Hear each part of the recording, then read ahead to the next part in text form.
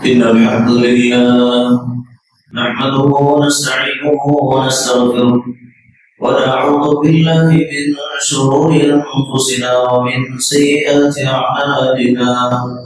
من يهده الله فلا مضل له ومن يضلل فلا هادي له، وأشهد أن لا إله إلا الله وحده لا شريك له، وأشهد أن محمدا عبده ورسوله أرسله بالحق بشيرا ونذيرا وداعيا إلى الله بإذنه وسراجا منيرا.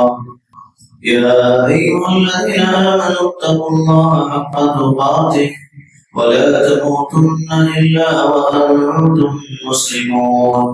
يا أيها الناس اتقوا ربكم الذي خلقكم من نفس واحدة وخلق منها زوجها وبث منهما رجالا كثيرا ونساء، واتقوا الله الذي تساءلون به والأرحام إن الله كان عليكم رقيبا.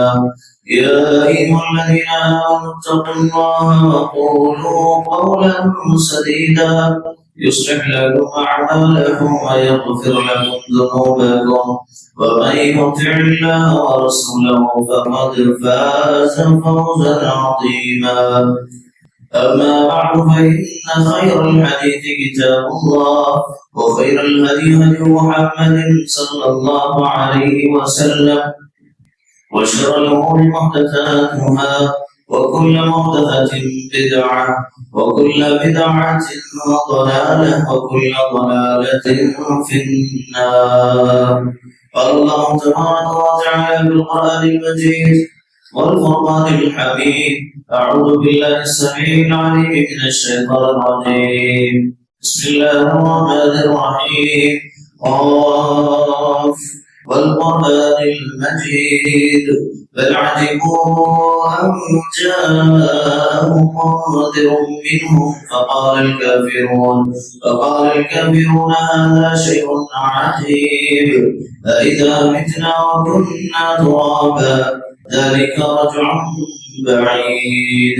قد علمنا ما تنقص الأرض منهم وعندنا كتاب حفيظ، بل كذبوا بالحق لما جاءهم فهم في أمر مريج. وقال تبارك وتعالى في موضع آخر: أعوذ بالله السميع العليم من الشيطان الرجيم: فإن آمنوا بمثل ما آمنتم به فقد اهتدوا. وقال تبارك وتعالى في موضع آخر: إنما يريد الله ليذهب عنكم الرجس أهل البيت ويطهركم تطهيرا. وقال النبي صلى الله عليه وسلم: وأهل بيتي أذكركم الله في أهل بيتي أذكركم الله في أهل بيتي أذكركم الله في أهل بيتي. حاضرین اجماع، بزرگوں، نوجوانوں، امت کی پردہ نشین ماؤں اور بہنوں اور پیارے بچوں، ہم قسم کی تعریف، تسبیح، تحلیل، تحمید، تکبیر اسی اکیلے اللہ وحدہ لا شریک کے لیے لائق اور زیبا ہے، جو تنہا اس پوری کائنات کا خالق و مالک مدبر کل الہ وحدہ لا شریک ہے۔ سبحان اللہ وبحمدہ، سبحان اللہ العظیم۔ حمد و ثنا کے بعد درود و سلام ہو انبیاء علیہ السلام و تسلیم پر، خصوصاً میرے اور آپ کے آخر نبی جناب محمد رسول اللہ صلی اللہ علیہ وسلم کے ذات اقدس پر۔ اللہم صلی علی محمد وعلی آل محمد كما صليت على إبراهيم وعلى آل إبراهيم إنك حميد مجيد.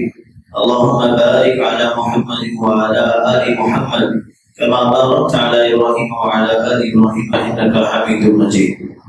حضرین اجماع، میرے آج خطبے کا موضوع ہے محبت اہل بیت کی عملی صورتیں اور تقاضے۔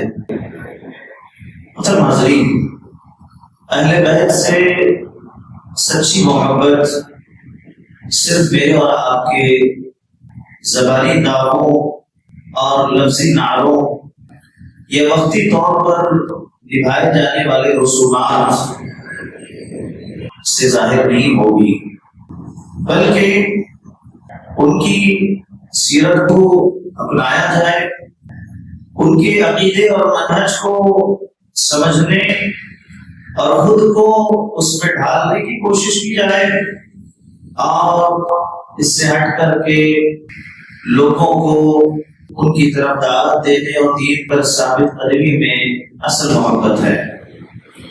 محترم حاضرین، اہل بیت سے محبت کرنے اور ان کے حقوق کو جاننے اور ان کا دفاع کرنے کے لیے پیارے نبی جناب محمد رسول اللہ صلی اللہ علیہ وسلم نے ہمیں تعلیم دی، اور اہل سنت والجماعت کا عقیدہ ہے، یہ ہماری کتابوں میں عقیدے کی جو اہم ہماری کتابیں ہیں، ان کتابوں میں یہ لکھا گیا ہے کہ اہل بیت کی محبت، ان کی عزت اور ان کی توقیر اور ان کا دفاع کرنا یہ عین ایمان کی علامت ہے۔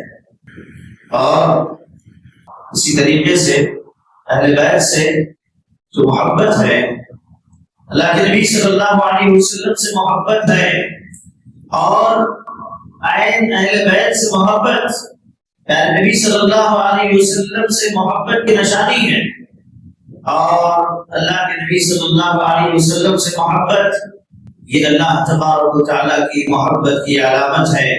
لیکن یاد رکھیں، نبی صلی اللہ علیہ وسلم سے محبت یا اہل بیت سے محبت کی جو حد بندی ہے، جو درجہ بندی ہے، اس کی جو لمٹس ہیں، وہ صحیح معنوں میں درست ہوں گی، اور دین نے جیسے ہمیں سکھائی بھی ہوں گی، اور صحیح معنوں میں دین کی جیسی تعلیمات ہوں گی، اور پیارے نبی صلی اللہ علیہ وسلم نے جیسے ہمیں حکم دیا ہوگا، ہم اس سے رتی برابر نہ افراط کا شکار ہوں گے، نہ رتی برابر ہم جو ہے تفریق کا شکار ہوں گے۔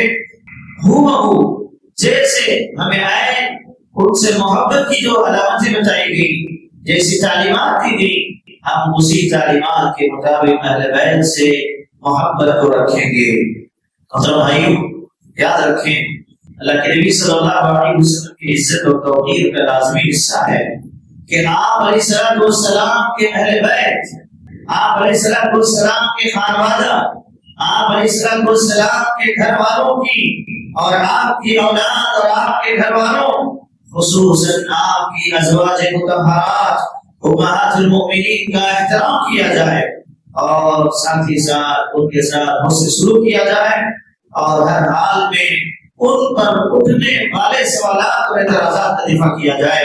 یہ حقیقی معنوں میں اللہ کے نبی صلی اللہ علیہ وسلم کے ساتھ احترام اور آپ کے گھر والوں کے ساتھ احترام ہمارے ایمان کا حصہ ہے۔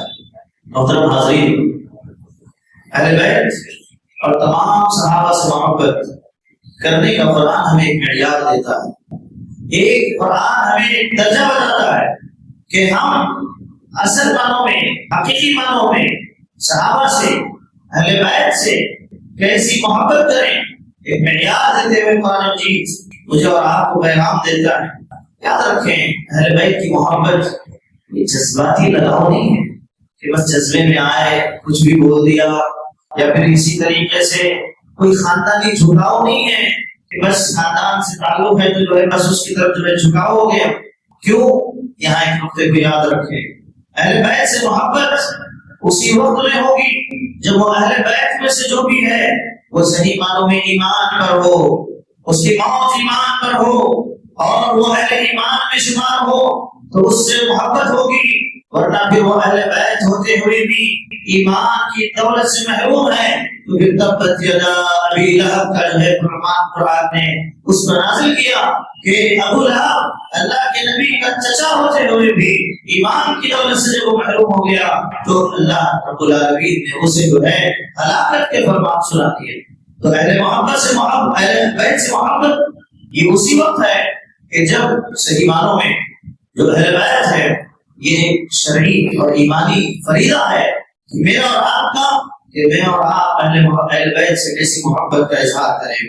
محترم بھائی یاد رکھیں، جس کے بغیر کسی مسلمان کے ایمان کا اعتبار بھی نہیں کیا جائے گا، کہ اگر اس کے دل میں اہل بیت سے محبت نہ ہو، اہل بیت سے اگر وہ محبت نہیں رکھتا ہے تو پھر اس کے ایمان میں کمی ہے۔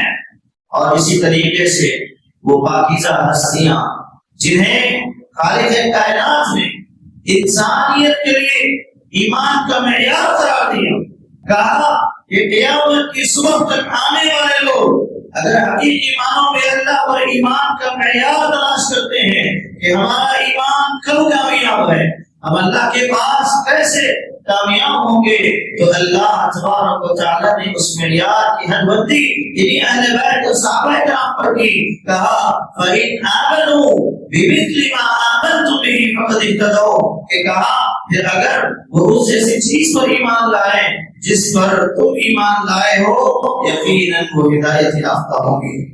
کیا کہا کہ ان کے جیسا ایمان، انہوں نے جیسے اللہ کے نبی کو نبی مانا، انہوں نے جیسے اللہ کو اللہ مانا، توحید کو انہوں نے جیسے سمجھا، ان کے ایمان کی طرح ایمان لانا یہ معیار بنا دیا کہ یہ صحابہ کرام، یہ اہل بیت کہ جنہوں نے اللہ کے نبی صلی اللہ علیہ وسلم کے دکھ میں، اللہ کے نبی صلی اللہ علیہ وسلم کے غم میں، اللہ کے نبی صلی اللہ علیہ وسلم کی پریشانی میں، اللہ کے نبی صلی اللہ علیہ وسلم کی مظلومیت میں، جب یہ اہل بیت کھڑے ہوئے اور کھڑے ہو کر کے انہوں نے جو کردار نبھایا، اللہ نے اسی لیے ان کا یہ مقام رکھا۔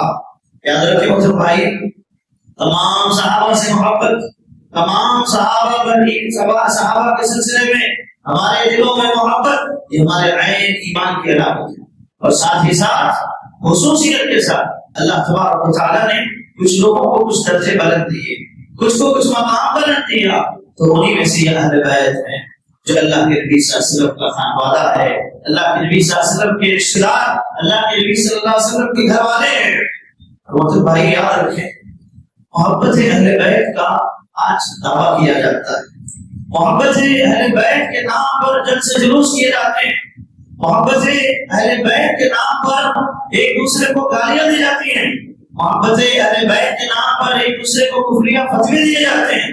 کیا واقعی معنوں میں محبت اہل بیت کے آداب ہم جانتے ہیں؟ ہمیں پتہ ہے کہ اہل بیت سے محبت کے کیا آداب ہیں؟ تو آئیے ہم کچھ ادب کی طرف چلتے ہیں کہ اہل بیت سے کیسی محبت ہونی چاہیے۔ محترم حاضرین، اہل بیت کی تعظیم اور احترام کرنا یہ لازمی ہے، یہ ضروری ہے۔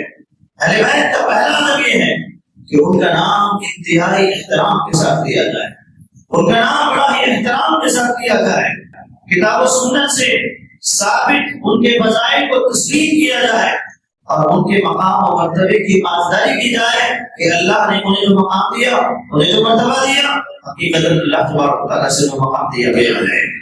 اور آپ دیکھیں گے غدیر خم، اللہ کے نبی صلی اللہ علیہ وسلم جب حج سے پہلی مرتبہ واپس آ رہے تھے، اللہ کے نبی صلی اللہ علیہ وسلم نے ایک مقام پر غدیر، جس کو کہا گیا پانی کے قریب میں دریا کے کنارے جو ہے ایک مقام تھا، وہاں کھڑے ہو کر کے آپ نے خطبہ دیا اور اس میں کتاب اللہ اور بیت کے حقوق اور ان کی عزت کرنے پر بہت زیادہ ابھارا، ترغیب دلائی۔ صحیح مسلم کی روایت ہے جس میں الفاظ ہیں وَأَهْلُ بَيْتِي أُذَكِّرُكُمُ اللَّهَ فِي أَهْلِ بَيْتِي أُذَكِّرُكُمُ اللَّهَ فِي أَهْلِ بَيْتِي أُذَكِّرُكُمُ اللَّهَ فِي أَهْلِ بَيْتِي۔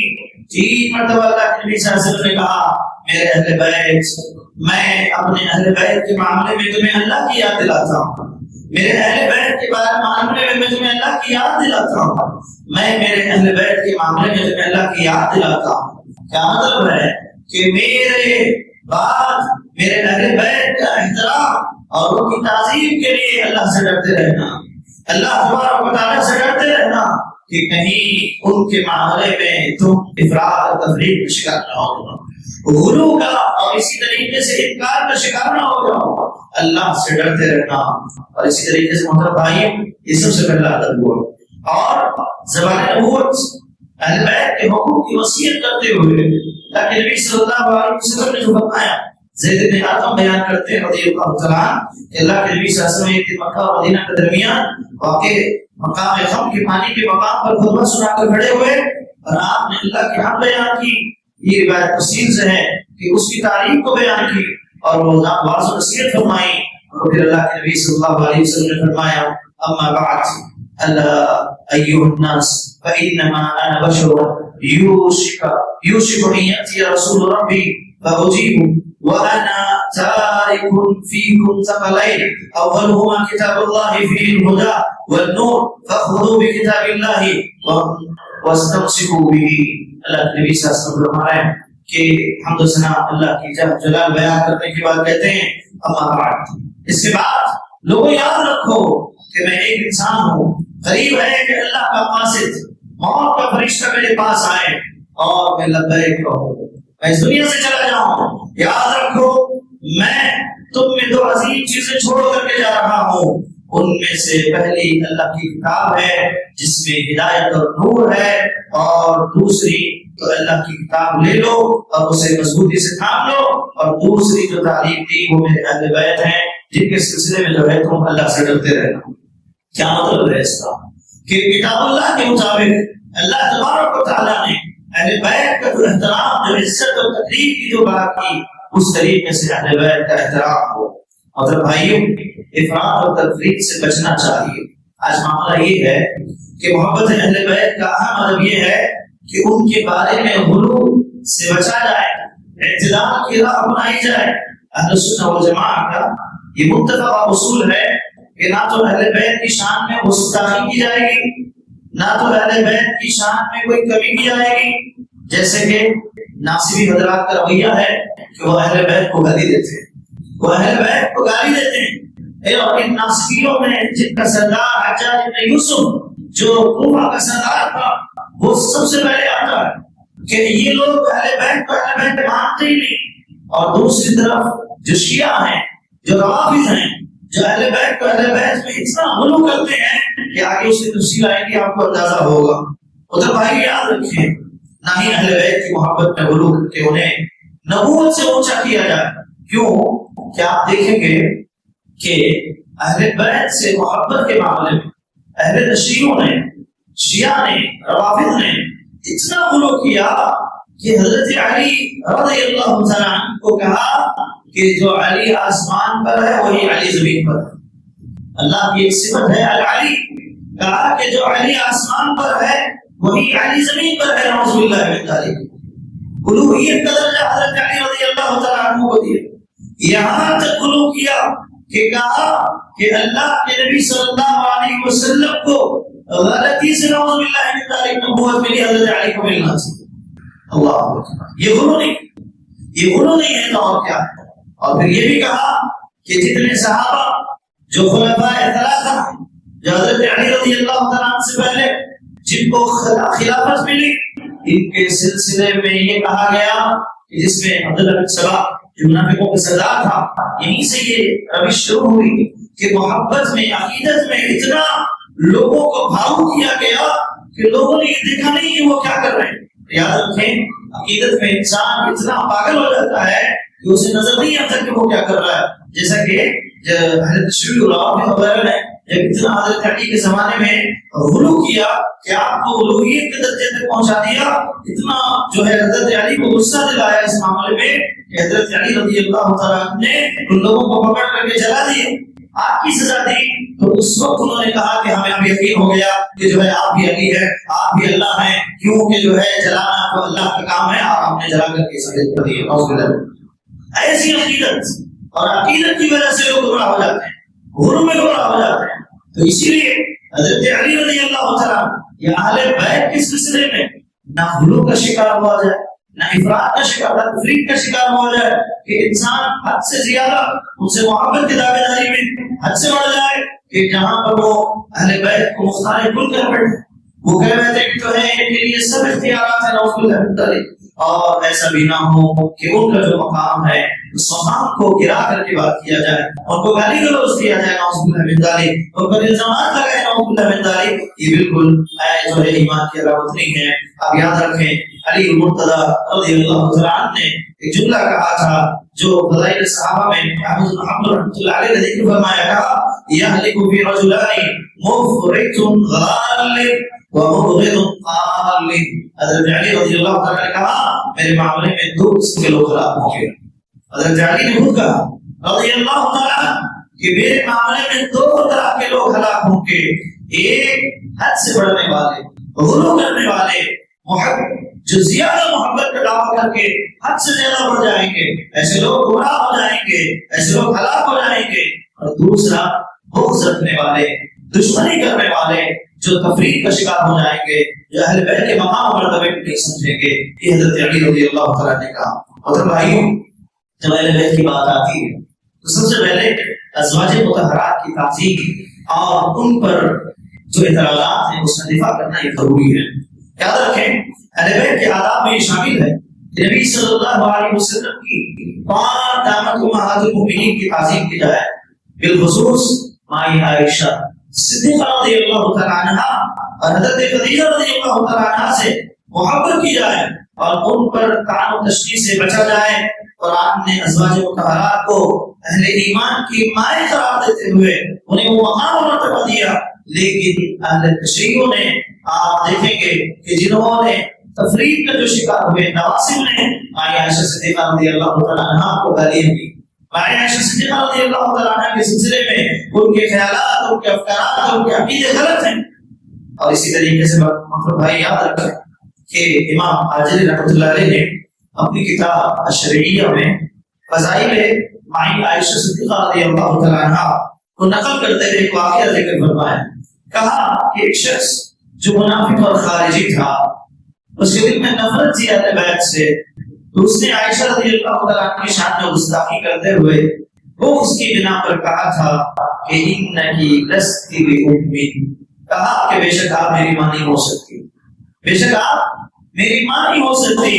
اور یاد رکھیں مائی عائشہ صدیقہ رضی اللہ تعالیٰ عنہ تک جب یہ بات پہنچی تو حضرت عائشہ صدیقہ رضی اللہ تعالیٰ عنہ نے کوئی غصہ نہیں دکھایا، کوئی جذباتی رد عمل ظاہر نہیں کیا، بلکہ آپ نے کمال فہم اور ایمانی فراست کو سامنے رکھتے ہوئے بڑے ہی آرام اور اطمینان سے جواب دیتے ہوئے تاریخی جملہ کہا کہ صدق، سچ کہتا ہے وہ، سچ کہتا ہے وہ، انا ام المؤمنین ولست بام المنافقین، میں مومنوں کی ماں ہوں، منافقوں کی ماں نہیں ہوں، میں مومنوں کی ماں ہوں، منافقوں کی ماں نہیں ہوں۔ مائی عائشہ صدیقہ رضی اللہ تعالیٰ عنہ نے جواب دیا۔ اللہ اکبر۔ اب جو مائی عائشہ صدیقہ رضی اللہ تعالیٰ عنہ کے سلسلے میں بغض رکھے اور عناد رکھے تو پھر یاد رکھیں کہ وہ مومن نہیں ہو سکتا، کیونکہ ایمان کی علامت یہ ہے کہ اہل بیت جس میں ازواج مطہرات آتی ہے رضی اللہ عنہن کہ ان سے جو ہے محبت کی جائے۔ اور محترم بھائی یاد رکھیں صحابہ اور اہل بیت سے محبت، حضرت ابوبکر رضی اللہ تعالیٰ عنہ کا فرمان کہ کیسے محبت ہونی چاہیے۔ ماں حضرت ابوبکر صدیق رضی اللہ تعالیٰ عنہ نے جو محبت کا اظہار کیا اہل بیت سے، اور یہ گمراہ لوگ خود ابوبکر رضی اللہ تعالیٰ عنہ کے ایمان پر انگلی اٹھاتے ہیں اور ان کو جو ہے نعوذ باللہ من ذالک ان کے مقام اور مرتبے کو گرانے طعن و تشریح گالیاں دیتے ہیں۔ سنیے حضرت ابوبکر اہل بیت کی کیسی محبت کا ظاہر کرتے ہیں کہ جب باغ فدق کا ایک مسئلہ پیش آیا، حضرت علی رضی اللہ تعالیٰ عنہ خلیفہ اول ابوبکر صدیق رضی اللہ عنہ کے پاس آئے، اپنے نسب نامے اور رسول اللہ صلی اللہ علیہ وسلم کے ساتھ رشتہ داری کا واسطہ دے دیا، یاد دلایا۔ تو ایک معاملہ پیش آیا حضرت علی کا، ایک اور جو ہے یہودی کا، تو اس وقت جو ہے آپ نے حضرت علی نے جو ہے فیصلہ اس کے حق میں ہوا تھا، تو آ کر کے جب بات کی تو اس وقت حضرت ابوبکر صدیق رضی اللہ تعالیٰ نے کہا تھا کہ حدیث پیش کی، اور آپ صلی اللہ علیہ وسلم کی اس حدیث کو پیش کر دی کہ جس کے بعد ابوبکر صدیق رضی اللہ تعالیٰ نے اہل بیت کی شان میں تاریخی جملہ کہا کہ والذی نفسی بیدی لقرابۃ رسول اللہ صلی اللہ علیہ وسلم احب الی ان اصل من قرابتی۔ یہ ابوبکر صدیق رضی اللہ تعالیٰ عنہ کا اہل بیت کے سلسلے میں اپنا جو ہے اپنا کردار ہے، اپنی عقیدت ہے۔ حضرت ابوبکر کہتے ہیں اس ذات کی قسم جس کے ہاتھ میں میری جان ہے، کہا رسول اللہ صلی اللہ علیہ وسلم کے رشتہ داروں کے ساتھ حسن سلوک اور صلہ رحمی کرنا مجھے اپنے رشتہ داروں کے ساتھ صلہ رحمی کرنے سے زیادہ پسندیدہ ہے، اپنے گھر والوں کے ساتھ صلہ رحمی کرنے سے زیادہ مجھے پسند ہے کہ میں اللہ کے رسول صلی اللہ علیہ وسلم کے گھر والوں کے ساتھ جو ہے صلہ رحمی کروں۔ یہ جو ہے محبت، یہ عقیدت صحابہ کرام کی ہے۔ اس بنیاد پر اہل سنت و جماعت کا یہ عقیدہ ہے کہ لازمی حصہ ہے کہ اہل بیت سے محبت کی جائے، بغیر کسی غلو کی تعظیم اور توقیر کی جائے، اور ان پر جیسا ان کے سلسلے میں عقیدہ ہونا چاہیے کہ ایسی محبت ہونی چاہیے، ایسی محبت ہونی چاہیے۔ شیخ الاسلام ابن تیمیہ رحمۃ اللہ علیہ نے العقیدۃ الواسطیہ، میں نے جیسے کہا کہ عقیدے کی بڑی بڑی کتابوں میں، الحدیث کی عقیدے کی بڑی بڑی کتابوں میں یہ موجود ہے کہ عقیدے کا باب ہے کہ اہل بیت سے محبت ہونی چاہیے۔ الظالم کہتے ہیں کہ ہم اہل بیت سے محبت نہیں کرتے، حضرت کہتے ہیں امام ابن تیمیہ رحمۃ اللہ علیہ کہ کا عقیدہ بیان کرتے ہوئے فرماتے ہیں اور وہ اہل سنت رسول اللہ صلی اللہ علیہ وسلم کے اہل بیت سے محبت رکھتے ہیں، ان سے دوستی اور وفاداری کا تعلق قائم کرتے ہیں اور ان کے بارے میں رسول اللہ کی وصیت کی پاسداری کرتے ہیں۔ یہ اہل سنت والجماعت کا عقیدہ بیان کر رہے ہیں کہ اللہ کے رسول سے محبت، اللہ کے رسول صلی اللہ علیہ وسلم کے صحابہ سے محبت، اللہ کے رسول صلی اللہ علیہ وسلم کے اہل بیت سے محبت اور ان سے وفاداری اور ان سے تعلق اور ان کے بارے میں جو وصیت فرمائی گئی ہے اللہ کے نبی صلی اللہ علیہ وسلم کی طرف سے، اس کا پاس و لحاظ رکھتے ہیں۔ اہل سنت کا عقیدہ ہے۔ سبحان اللہ۔ مطلب بھائی اہل بیت کون ہیں؟ اہل بیت کون ہیں؟ اللہ کے رسول صلی اللہ علیہ وسلم کے اہل بیت میں قرآن مجید 3 مرتبہ اہل بیت کا لفظ استعمال کرتا ہے اور تینوں سے مراد قرآن مجید میں اہل بیت میں سب سے پہلے اللہ کے نبی صلی اللہ علیہ وسلم کی ازواج مطہرات ہیں، ازواج مطہرات ہیں، اور جو دنیا و آخرت میں آپ کی بیویاں ہیں جنہوں نے اللہ تعالیٰ نے تمام اہل ایمان کی جن کو مائیں قرار دے دیا ہے۔ سیدنا حسین ساتھ سے ہیں، تابعین ہیں رحمۃ اللہ علیہ، انہوں نے زید بن ارقم رضی اللہ تعالیٰ عنہ سے کہا تھا اے زید آپ صلی اللہ علیہ وسلم کے اہل بیت کون ہیں؟ آپ صلی اللہ علیہ وسلم کے اہل بیت کون ہیں؟ تو زید نے کہا ازواج مطہرات، حضرت حسین نے کہا تھا کہ کیا زید ازواج مطہرات اہل بیت میں سے نہیں ہیں؟ تو اس وقت زید بن ارقم نے کہا تھا نساؤہ من اہل بیتہ، کہا کہ آپ کی ازواج اہل بیت میں سے، آپ کی ازواج، آپ کی بیویاں اہل بیت میں سے ہیں، لیکن آپ نے اہل بیت کے ہر وہ شخص جس کو شامل ہے اس پر صدقہ حرام کر دیا۔ ایک بات یاد رکھیں، مسئلہ ہے کہ جو اہل بیت ہیں، حقیقی اہل بیت ہیں، ان کے سلسلے میں اللہ کے نبی صلی اللہ علیہ وسلم نے تعلیم دی کہ جن پر زکوٰۃ کا مال، جن پر صدقے کا مال حرام ہے وہ نہیں استعمال کر سکتے، یہاں تک کہ اہل بیت کا چھوٹا ننھا بچہ بھی اگر محتاج ہے تو وہ صدقے کا مال نہیں استعمال کر سکتا۔ ایک مرتبہ ہوا اللہ کے نبی صلی اللہ علیہ وسلم حضرت حسن رضی اللہ تعالیٰ کو لے کر کے گزر رہے تھے کہ آپ نے راستے پہ بڑی بھیڑ کھجور دیکھی، اٹھا کر کے منہ میں ڈال لیا، تو اللہ کے نبی صلی اللہ علیہ وسلم نے فوراً کہا نکالو اور کہا کہ کیا تمہیں نہیں پتا کہ اہل بیت پر اللہ تبارک و تعالیٰ نے صدقے کو حرام کر دی؟ کیا مطلب ہے کہ یہاں پر اہل بیت کے حقوق بیان کر کے اللہ تبارک و تعالیٰ نے یہاں پر اللہ کے نبی صلی اللہ علیہ وسلم کے زبانی امت کے حقوق کو باقی رکھا، اہل بیت کے حقوق کو باقی رکھا۔ کیسے؟ لوگ یہ کہیں گے کہ جیسے اہل بیت کے فضائل بیان کی جاتے ہیں تو شاید یہ سمجھ میں آتا ہوگا کہ سارے لوگوں کے حقوق ایک طرف ہو گئے، اہل بیت کے اتنے زیادہ حقوق ہو گئے کہ اللہ کے نبی صلی اللہ علیہ وسلم نے اپنے گھر والوں کا مقام اتنا بڑا کر دیا۔ نہیں محترم بھائی، یہاں ایک اس غلط مغالطے کو سمجھے کہ اللہ تبارک و تعالیٰ نے اہل بیت کے جو مقام و مرتبے کو بیان کیے اور ان پر صدقہ اور زکوٰۃ کو منع کرنے اور حرام کرنے کی جو وجہ ہے وہ وجہ یہ ہے کہ اگر ان پر زکوٰۃ اور صدقہ دیا جانا ہوتا تو پھر امت کا ہر فرد جس پر زکوٰۃ اور صدقہ واجب ہوتی وہ یہ سوچتا کہ میری زکوٰۃ اہل بیت کو پہنچے، میری زکوٰۃ اہل بیت کو پہنچ جائے، اور پوری کوشش کر کے وہ ان تک پہنچاتا اور امت کے غریب بیچارے محروم ہو جاتے، امت کے فقراء محروم ہو جاتے۔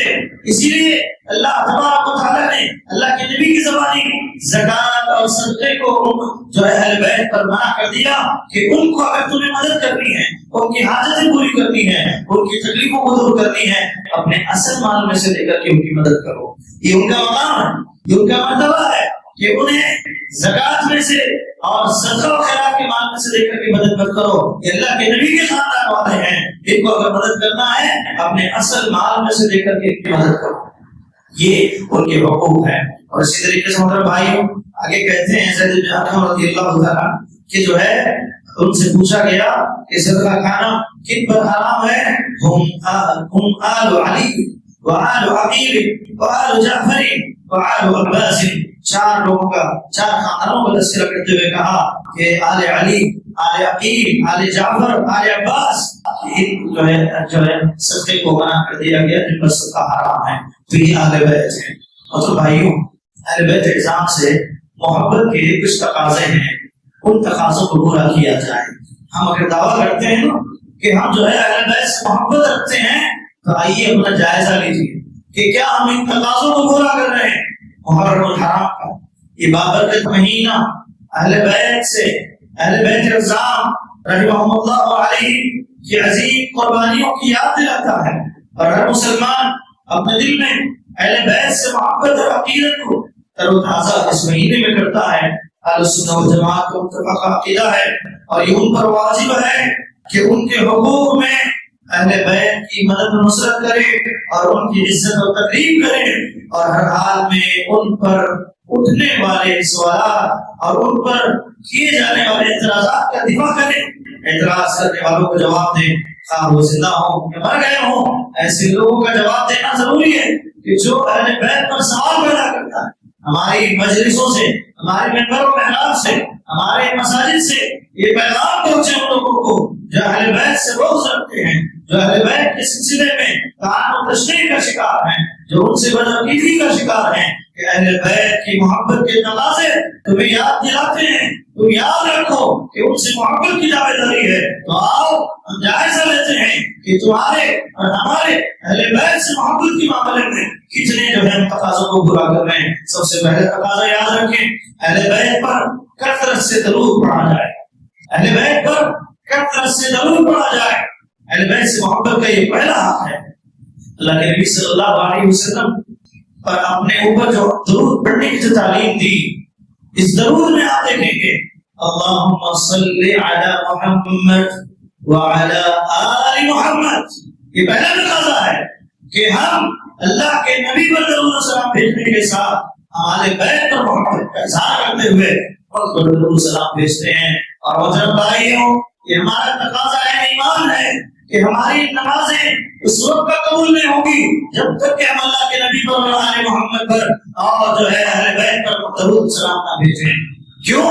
کیونکہ نماز کے ارکان میں ایک رکن ہے کہ اللہ کے نبی صلی اللہ علیہ وسلم پر درود بھیجا جائے، اللہ کے نبی صلی اللہ علیہ وسلم پر درود سلام پڑھا جائے، اور ہم التحیات میں بیٹھ کر کے اللہم صلی علی محمد وعلی آل محمد كما صليت على ابراهيم وعلى ال ابراهيم انك حميد مجيد اللهم بارك على محمد وعلى ال محمد، کہ جو ہے ہم یہ درود پڑھ کر کے اپنی نمازوں کو مکمل کرتے ہیں۔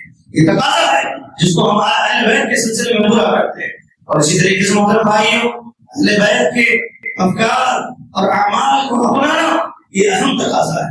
آج صرف دعوے داری کرنا، سینہ گوئی کرنا، جلوس اور جلسے منعقد کرنا اور پوسٹر لگانا، اپنے ماتھوں کو پھاڑ لینا، اپنے گریبان پہ چاک کر لینا، اور اپنے آپ کو لہولہان کر کے یہ کہنا کہ ہمیں اہل بیت سے محبت ہے، یہ محبت نہیں ہے۔ بلکہ اگر حقیقی محبت ہے تو آئے ان کا جو منہج تھا، ان کا جو عقیدہ تھا، ان کی جو صحیح معنوں میں تعلیمات تھی، ان کے جو اعمال تھے، اس اعمال کو اپنے اندر لا کر کے دکھاؤ، اپنے آپ کو توحید پر لاؤ، اپنے آپ کو کتاب و سنت کی تعلیمات پر لاؤ۔ یاد رکھیں حدیث میں حضرت علی رضی اللہ عنہ سے مسلم کی روایت ہے، حضرت علی رضی اللہ عنہ نے ابو الحیاج اسدی کو کہا تھا کہ اپنے دور خلافت میں کہ میں تمہیں اس کام کے لیے بھیج رہا ہوں، میں تمہیں وہ کام دے کر کے بھیج رہا ہوں جس کام کے لیے اللہ کے نبی صلی اللہ علیہ وسلم نے مجھے بھیجا تھا، اللہ کے نبی صلی اللہ علیہ وسلم نے مجھے بھیجا تھا۔ وہ کیا کام تھا؟ کہتے ہیں اللہ تدعا تمثالا الا تمسه ولا قبرا مشرفا الا سويته۔ آؤ، اگر تمہیں اہل بیت سے محبت ہے، تمہیں صحابہ سے محبت ہے، تو آؤ یہ پیغام لے کے جاؤ۔ آج کے خطبے کا یہی پیغام ہوگا کہ جو ہے حقیقی معنوں میں تمہیں اہل بیت سے محبت ہے، محترم بھائیوں، یہ تقاضا پورا کرنے کے لیے کوشش کریں، یہ فکر پیدا کریں۔ یہ وہ کام ہے جو اللہ کے نبی نے صلی اللہ علیہ وسلم حضرت علی رضی اللہ تعالیٰ عنہ کو سونپا، حضرت علی رضی اللہ تعالیٰ عنہ نے جو ہے حیاج اسدی کو دیا، یا یوں سمجھیں کہ ساری امت کو یہ کام دیا گیا۔ وہ کیا ہے؟ وہ کام یہ ہے کہ تم کسی تصویر یا مجسمے کو نہ چھوڑنا، کسی تصویر یا کسی بت کو نہ چھوڑنا مگر اسے مٹا دینا، اور کسی بلند قبر کو نہ چھوڑنا مگر اسے زمین کے برابر کر دینا۔ تم دعویٰ کرتے ہو اہل بیت سے محبت کا، تم دعویٰ کرتے ہو حضرت علی سے محبت کا کہ جن کی قبر کو تم نے جو ہے کوشا کیا، جن کی قبر کو تم نے جو ہے زیب و زینت بخشی، جس کی قبر پر لوگوں کو سجدہ سجود کے لیے بلاتے ہو، اور انہی کے نام پر یہ محرم میں ماتم کا ڈھونگ نچاتے ہو، اور یہ جو ہے پنجی بٹھا کر کے شرک اکبر کی طرف لوگوں کو دعوت دیتے ہو۔ یہ کہے کی محبت ہے، یہ کیسی محبت ہے؟ یہ شرک اکبر ہے۔ یہ پنج دن جو بٹھائے جاتے ہیں حضرت علی، اللہ کے نبی حضرت علی، فاطمہ، حسن، حسین، عباس کے نام سے جو 5 پنجے بٹھائے جاتے ہیں، یا پیتل کے ہیں یا لکڑی کے ہیں یا کسی بھی دھات کے بنے ہوئے ہوتے ہیں، اور یہ عقیدہ ہوتا ہے کہ ان کے پاس جا کر کے سجدہ کیا جائے، ان کے پاس جا کر کے منتیں مانگی جائے، ان کے پاس جا کر کے اپنی مرادیں پوری کر لی جائے۔ نہ جانے آپ خود اپنی آنکھوں سے دیکھتے ہیں ایمان کا گوارا کرتا ہے اس بات کو، گواہی دیجیے اس بات کی کہ اس کو اٹھانے والا جس دن اٹھا کر کے ہاتھ میں ناچتا ہے، پی کر کے ناچتا ہے، وہ جو ہے شراب پی کر کے ناچتا ہے، نشے میں ہوتا ہے۔ یہ اسلام ہے، یہ تمہاری محبت ہے کہ تم تو محبت کے دعوے کر رہے ہو، آپ پر ناچ رہا ہے، آپ پر ناچ رہا ہے۔ کون سی اسلام کی تعلیمات ہیں؟ یہ کون سی تعلیم ہے کہ صحابہ نے ایمان کو ایسے بتایا، ایسے سکھایا کہ اور وہ نشہ میں پی کر کے ناچنے والا نہ نمازی، نہ اس کے چہرے پر داڑھی، نہ اسے نماز کے ارکان معلوم، نہ اسے طہارت کے مسائل معلوم، کچھ نہیں معلوم، پی کر کے جھومتا رہتا ہے، اور وہ پکڑ کر کے جھومتا رہے گا تو بولے کہ ہاں اس میں آ رہا ہے، اس کے آنکھ میں فلاں فلاں فلاں حاضر ہو رہے ہیں، آپ منتیں مانگو۔ لوگ اس کے قدموں کے نیچے سے گزرتے ہیں، عورتیں گزرتے ہیں، بچوں کو گزارا جاتا ہے، مکے بچوں کو گزارا جاتا ہے کہ جو ہے ان کو بولنا آئے گا، بدلنا ہوگا، ایسے عقیدے۔ اللہ اکبر، یہ شرک نہیں ہے تو کیا؟ یہ اللہ کے خلاف، توحید کے خلاف، نبی کی دعوت کے خلاف، یہ جو ہے تمہارا مظاہرہ نہیں ہے تو کیا ہے؟ یہ عین تمہاری توحید سے دشمنی نہیں ہے تو کیا ہے؟ یہ عین تمہارا چہرہ اسلام کے خلاف نہیں ہے تو کیا ہے؟ اللہ اکبر۔ حضرت علی تو کہہ رہے ہیں کہ کیا کہہ رہے ہیں کہ وہ کہا، وہ یہ ہے کہ تم کسی تصویر کو نہ چھوڑنا۔ آج مکان اور دکان کی خیر و برکت کے لیے تصویریں لگائی جاتی ہیں کہ ہاں ان تصویروں کے ذریعے سے گھروں میں ہمارے مکان اور ہمارے جو ہے جگہوں پر خیر و برکت آئے گی۔ اللہ اکبر۔ حضرت علی کہہ رہے ہیں اللہ کے نبی نے مجھے یہ حکم دے کر کے بھیجا تھا، میں تمہیں حکم دے رہا ہوں کہ تم کسی تصویر یا مجسمے کو نہ چھوڑنا مگر اسے مٹا دینا، اور کسی قبر کو نہ چھوڑنا اسے زمین کے برابر کرنا۔ اپنوں کی قبروں کو اونچا کر کے آتے ہو، مرے ہوئے لوگوں کی قبروں سے منتیں سماجتیں مانگتے ہو۔ اللہ اکبر۔ یہ کون سے عقیدے ہیں؟ یہ کون سی محبت کی دعوے داری ہے؟ یہ سراسر جھوٹ ہے۔ یہ وہ کہا جاتا ہے ہمارے کہ چور الٹا کوتوال کو ڈانٹے، یہی معاملہ ہے کہ چوری تم کرو اور الزام ہمیں دو کہ ہم اہل بیت سے محبت نہیں کرتے ہیں۔ اللہ اکبر۔ ان تقاضوں کو پورا کرنے کی کوشش کریں، اور یاد رکھیں اہل بیت اعظام جیسے انہوں نے صبر اور استقامت کا مظاہرہ کیا توحید کے معاملے میں، دین کے معاملے میں، نمازوں کی پابندی اور اپنے اوپر آنے والی آزمائشوں میں جیسے ڈٹ کر کے کھڑے رہے، آج ہر ایک مومن کو یہ چاہیے کہ وہ ایسا ہی ثابت قدم دین پر، اپنی توحید پر ثابت قدم ہے، کتاب و سنت پر ثابت قدم ہے، اپنے آپ کو اللہ کے نبی کی تعلیمات پر ویسے ہی ثابت قدم رکھے جیسے صحابہ نے رکھ کر کے دکھایا، تبھی تو اللہ نے معیار بنایا نا۔ فَإِنْ آمَنُوا بِمِثْلِ مَا آمَنْتُم بِهِ فَقَدِ اهْتَدَوْا۔ تم ہدایت پانا چاہتے ہو تو ان جیسا ایمان لاؤ جیسے انہوں نے ایمان لایا۔ انہوں نے کوئی کمپرومائز نہیں کیا، انہوں نے دین کے معاملے میں کوئی کمپرومائز نہیں کیا۔